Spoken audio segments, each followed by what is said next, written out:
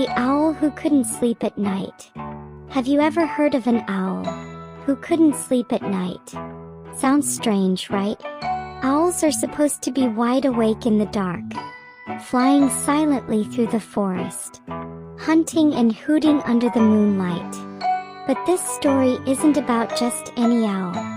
This is the tale of Ollie, a little owl who couldn't keep his eyes open when the stars came out.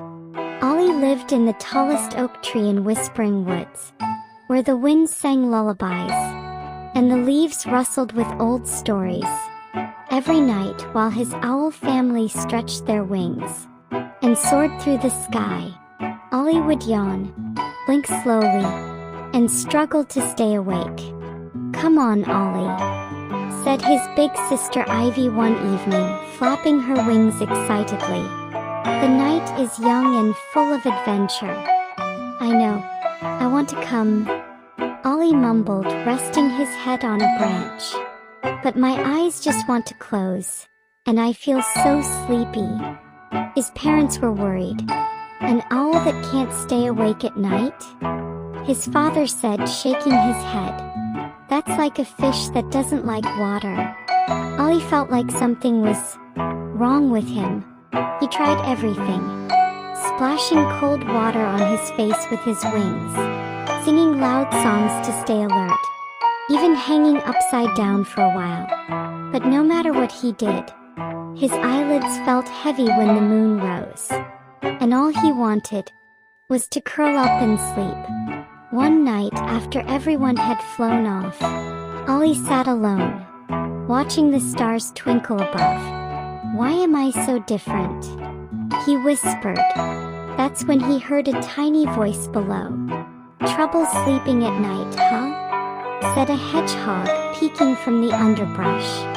"Wait, aren't you supposed to be asleep right now?" Ollie blinked. The hedgehog chuckled. "I could ask you the same thing, but actually I'm one of the few who stays up a bit late. I like the quiet, no rush, no noise, just the moon and me." Ollie tilted his head. "I want to enjoy the night like you, but I always get sleepy."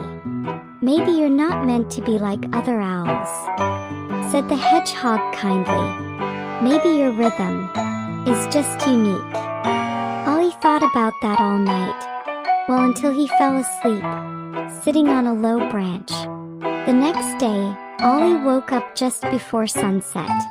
And this time, instead of fighting his sleepiness, he decided to explore. During the early twilight, that's when he met more creatures, who were also a little different.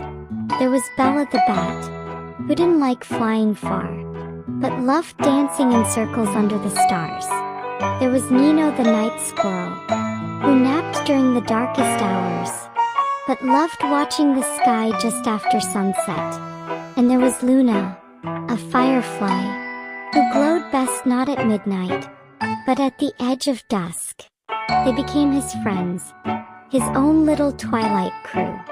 Bit by bit, Ollie realized something. Just because he wasn't like the other owls, didn't mean he was broken. He had his own time, his own glow, his own adventures. His parents began to understand too.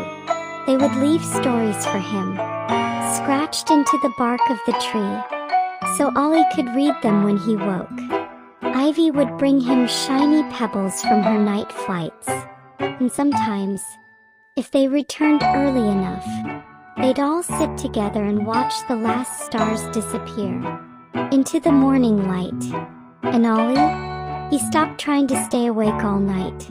Instead, he became the storyteller of the forest, writing tales of twilight, of soft colors and quiet creatures, of sleepy magic and gentle dreams.